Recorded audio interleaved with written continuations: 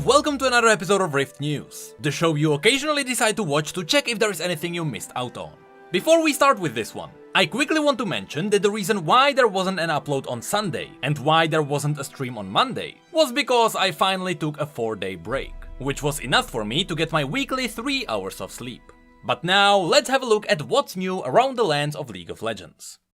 With Worlds 2020 starting in less than 10 days from now, on the 25th of September, we finally got an updated theme for this year's event. Keep in mind that this theme is not the music video which Riot releases every year. That one will likely go to KDA. So this is just a remix of the ambient music that usually plays after each game.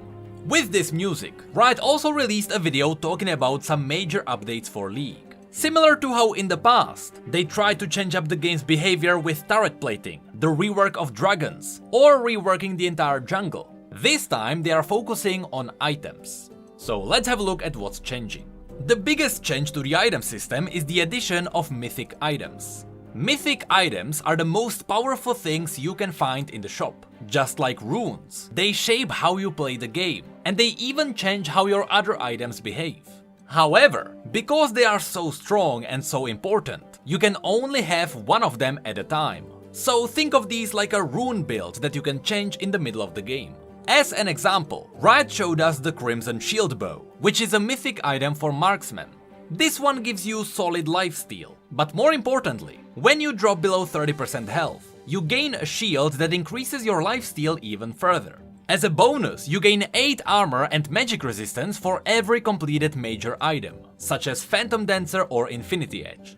So this would be the mythic item you would want when you have hard time surviving teamfights. But what about the times when you feel safe and you just want more damage? Well, that's when you would get the Behemoth Slayer, an item that gives you a lot of raw damage output, with some extra true damage on your every third attack.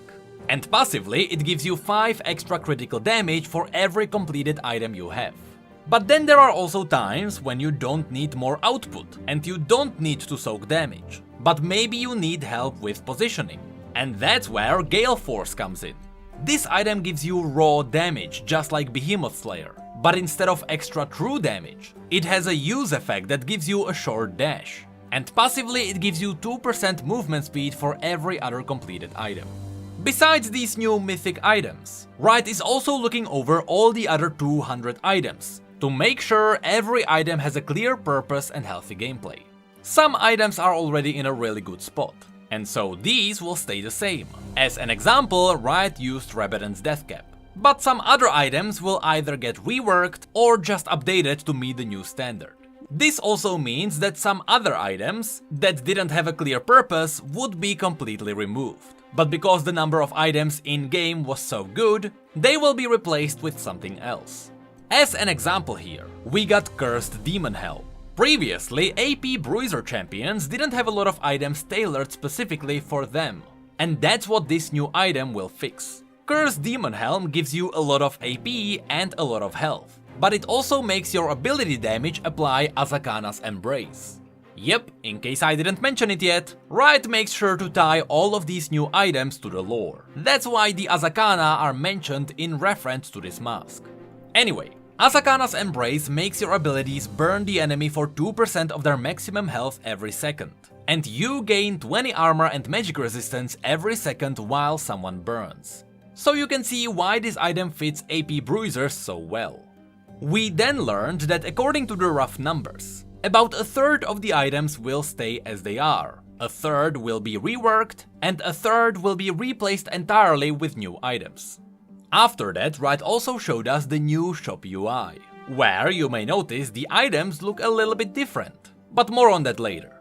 The shop will now have a recommended feature, which was teased in the last post about items. Previously, the recommended section just showed us items that were generally good on the champion we played. But since there was no context, we didn't know why they were good. Well, here, as you can see, in the new recommended section, the items will always tell you who they are good against. So, if you are playing a game where you shiver every time you see the enemy Yasuo, I know it's rare, but it's a good example here. You can see that Rabadon, which gives you a lot of damage, is good against Yasuo because Yasuo is very squishy, Or you can buy Zonia, because it can help you get out of his tornadoes and ultimate. But what is interesting here is that these item choices will change as the game progresses. So for example, if we start getting into the late game, where the enemy AD carry is getting a lot of attack speed, the game will suddenly recommend something like Frozen Heart to counter that. And I assume that for a tank, based on the enemies you are facing, it will offer you either magic resistance or armor items. So in general, this new recommended section is going to be very helpful for newer players, especially when those players don't even know what they are looking for, let alone how to quickly find it. Of course, there will also be the all items section, that will obviously show us all items. But here Riot will make sure to not move the items unless necessary. This way, if you buy the same items every game, you will build a shopping muscle memory over time. Although that's all the video had to say on items, Riot also released a separate post where they revealed even more new info. For example, here Riot shared with us their take on balancing mythic items. Here you can see that the new mythic items will be balanced separately and based on purchase rate, while ignoring the pick rate of the champions that buy them. They also have a way to determine whether these mythic items are over or underpowered. An overpowered mythic item is one that is purchased more than 60% of the time when it comes to a specific class. For example, if Infinity Edge was a mythic item, since Infinity Edge is bought on nearly every single marksman every single game, it would be considered overpowered. But besides this, an overpowered mythic item might be one that has more than 2% win rate over the other items in their class, or one that is purchased by more than 3 champions outside the intended class. For example, even though Infinity Edge is meant for carries, because a lot of Gangplanks, Jaces or even Nasuses buy it too, it would also be considered overpowered for this reason. On the other hand, an underpowered mythic item is one that is less popular than the others in its class by at least 10%, or is at least 2% below the other items with its win rate. Should any of these criteria be met, these items will be either reworked or tweaked. But then there are also the extreme circumstances. Here, even though the other criteria were not met, Riot will change the champions if 1 or 2 champions purchase the same mythic item in more than 75% of their games. Or they will change the item if more than 2 champions buy it in 75% of their games. So there are times when Riot might have to change the champions instead of the items. When it comes to balancing legendaries, which are the completed items 1 level below mythics, the circumstances are much simpler. An overpowered legendary item is one that has more than 60% purchase rate in their class. So Infinity Edge might still be overpowered. Or it might be underpowered if it is less popular than the other items by at least 5%. At the end of the post, Riot also shared with us 2 other rules they also keep an eye on. When it comes to specific champions, they also don't want any champions to have more than 6% higher win rate if they buy a specific mythic item. And they want every champion to have at least 10 legendary items with more than 3% purchase rate. Which means that Riot really wants us to choose between a lot of different items. That suddenly explains why they are reworking the recommended section. And that's pretty much it for items. We will have a look at the new looks later, because they are tied to some lore. But now let's continue with what else Riot revealed in their update. They then talked about changes to reporting. Here, the only bigger change is that, apparently, a lot of people got reported for banning a champion someone else wanted to play. So, to help with this issue, before you ban a champion in Champion Select, if someone is hovering that champion, you will get a confirmation window before you actually ban them. This will probably help a bit in Ranked, but I have no doubt people will still troll each other. Besides this, Riot is now focusing on detecting AFKs and intentional feeding. So more and more people should get banned for these. However, this still doesn't mean that once they are removed from the games are fine. With them gone, the games are still 4v5, so you essentially lost. To help with that, Riot will be sending out bigger punishments and stricter lockout queues, while decreasing the amount of lost LP for their allies. So now you won't drop as hard for meeting a lot of AFKs. At the end of this video update, they also mentioned that besides the historic 10th worlds, the next TFT patch will be also bringing in TFT Fates, focusing on the fantasy settings, Later this year, we will learn more about the game about the Ruined King. And finally, we will also get more info on Wild Rift. Hello, it is me from the future. I will appear again later in the video. Because yesterday Riot dropped even more updates. And one of these is a new update for Wild Rift. First of all, Wild Rift is shifting from regional alpha to regional closed beta. While this means that the beta will be limited to specific countries, because it is in the beta phase, it means that it is almost feature ready. So what we see in Wild Rift now will be close to what we get on release. A new feature that got opened is Ranked. In Wild Rift you can get into Ranked once you hit level 10, and the ranked tiers will be very similar, except for the fact that there is a new tier between Platinum and Diamond, called Emerald. Climbing the tiers is entirely different though. These triangles on the sides are called marks. For each victory you gain one, and for each loss you lose one. You rank up once you fill up all the marks. At lower ranks you will need only 3 marks, and at higher ranks you will need up to 5. And once you hit Diamond or above, it switches to victory points just like in League. What's awesome is that besides these marks, you also fill this bar called Rank Fortitude. Once you fill up this bar completely, you will gain a protection that prevents you from losing your next mark. It is a little bit of a safety net against the occasional loss. Besides this, they also mentioned that you can queue as a team of any number besides 4 into Ranked, similar to how it works in League. It is to prevent that one random player from feeling suppressed by the premade. Next, Riot talked about how progression works in Wild Rift. For the first few levels you unlock champions by leveling up, and just by playing you will unlock not blue essence, but blue motes. Remember, Riot wants to separate currencies between their games. And because Riot really wants Wild Rift to be free to play friendly, unlocking champions with blue motes should be decently fast too. With that said, of course there is no pay to win here. Just like in League, you can only buy cosmetics. Speaking of which, instead of RP, Wild Rift has Wild Cores, which is the currency you will buy skins with, emotes, icons, but even lane markers to mark your lane with. A great new cosmetic are bubbles, which is a tiny item you can throw at the enemy when you kill them. As an example, here we have a lemon or the escape key. But there is also an extra currency you can get for free just by playing. This one is PP, Poro Points. What's great is that you can get unique cosmetics for your PP, with most of the PP rewards being based on Poros, such as the PP Poro Recall shown here. Then Riot showed us some new skins they will be adding to the game, and let's be honest, with the redesigns, they all look amazing.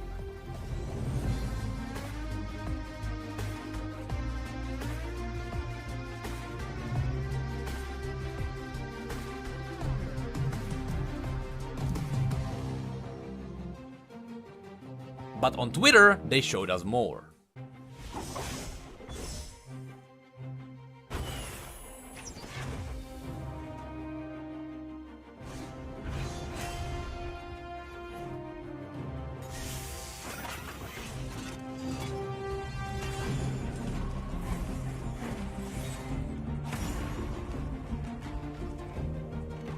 Later in the video, they also talked about all the new changes to Wild Rift's gameplay.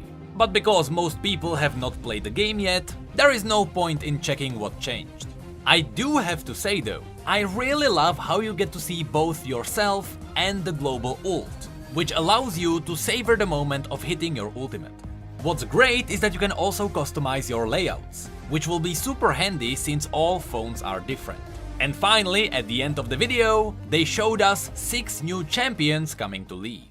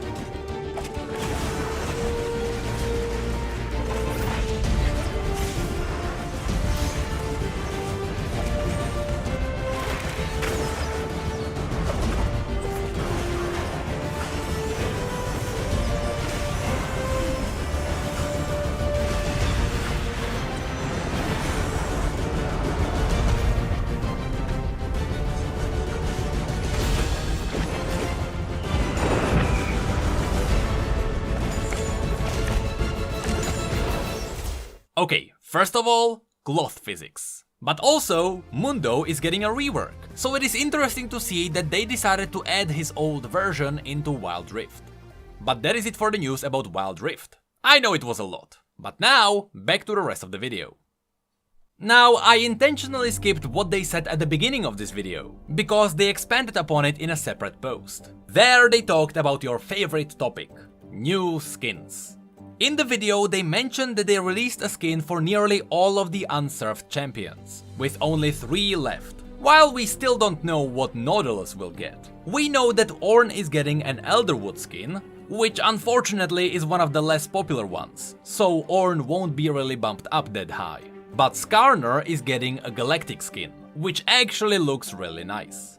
But that's not it. We got a new list of champions that will be getting a skin before the end of the year. These champions are Anivia, Aurelion Sol, Azir, Illaoi, Ivern, Singed, Yorick and Zac.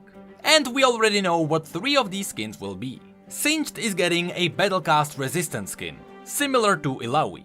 Aurelion is getting a skin from the new skin line called Dragonmancer. And while this new skin will be Dragonmancer Aurelion Sol, you can see it is obviously based on our Shin, the original design for Aurelion Sol.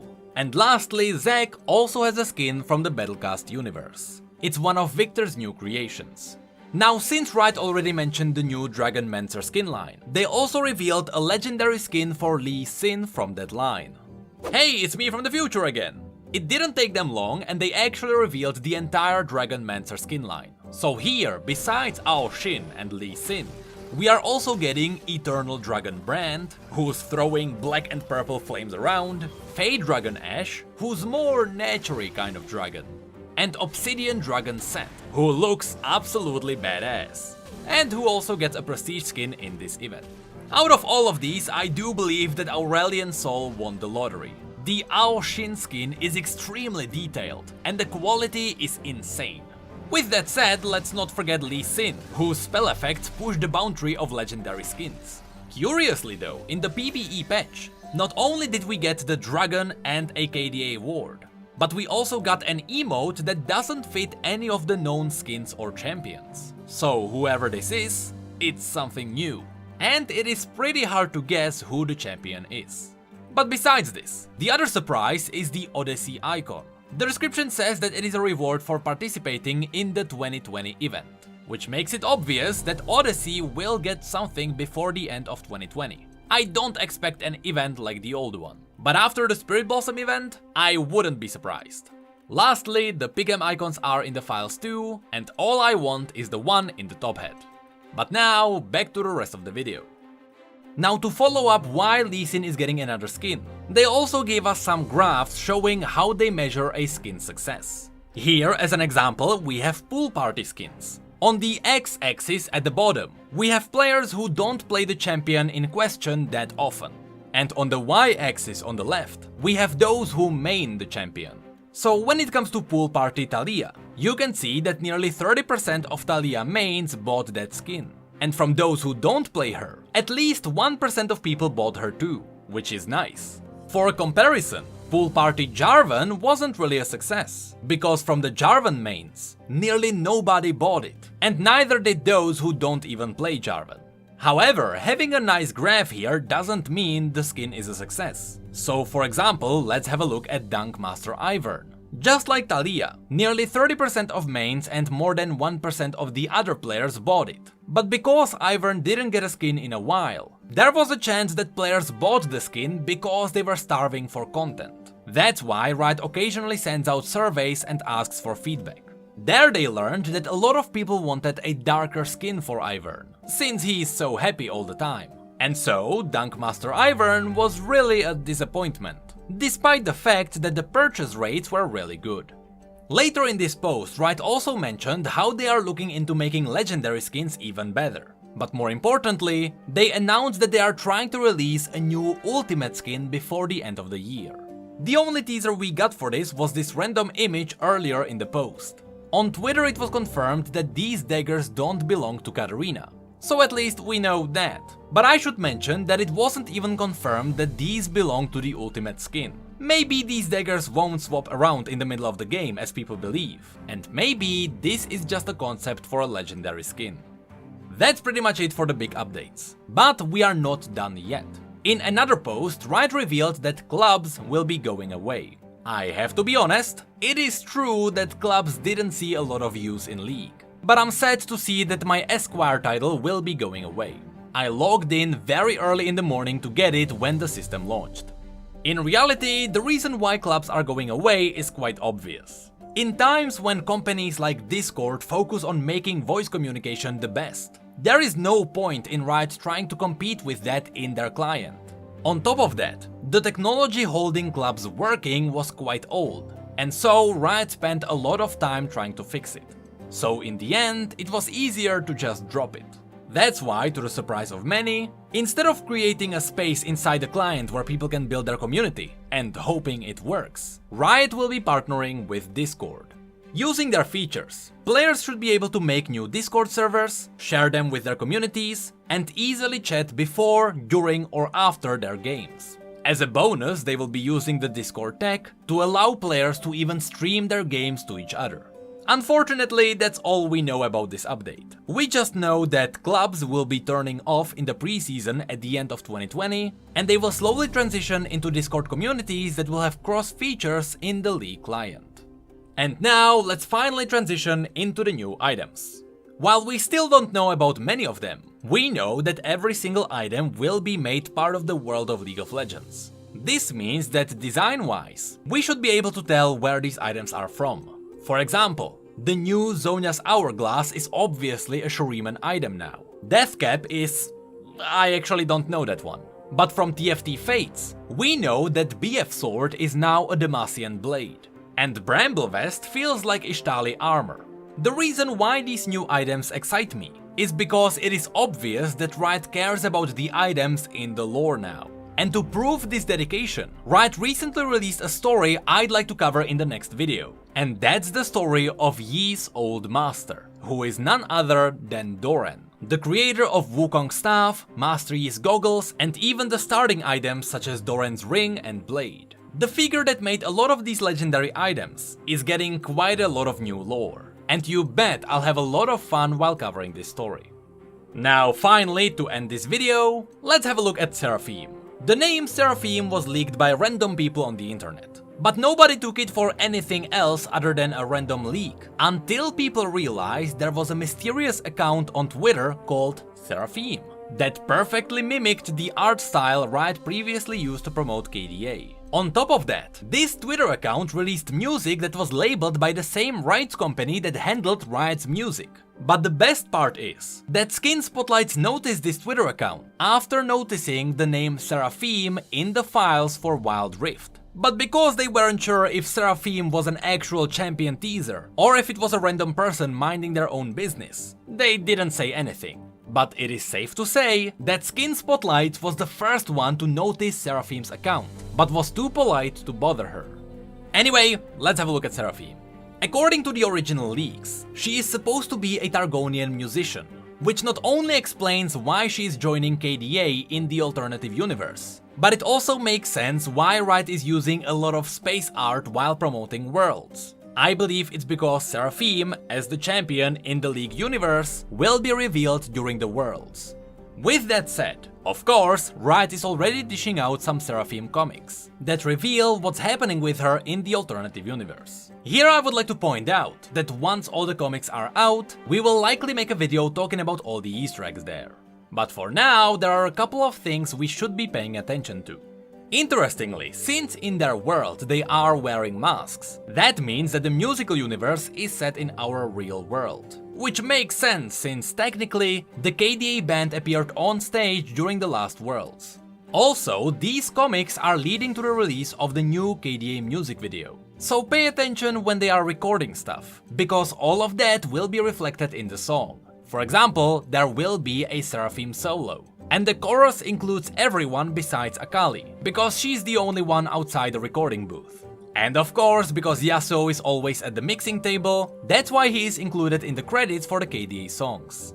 Lastly, in the comic, Seraphine is a friend with Ben, But because Riot likes to keep the characters the same across universes, I wouldn't be surprised if the Runeterran Seraphine also had a friend who encouraged her called Ben. Although there, Riot likes to twist the name, so it wouldn't be Ben, but something like Benjen, Benito, or something like that. Once again, as I mentioned, we will dig deeper into some of these Easter eggs when all of the comics are out. But for now, that's all the important stuff.